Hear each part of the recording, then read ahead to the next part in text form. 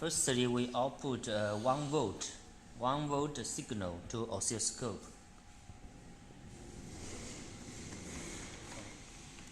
And we change to at the back of the AG there's an input port and output. Now we connect to the input port. It's the same for 1 volt signal to input. Then we output the signal to oscilloscope.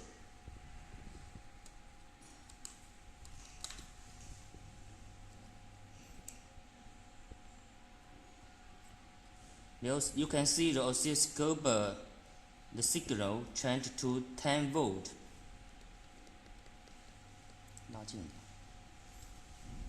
10 volt signal, so it's enlarged 10 times. So that's the amplifier function.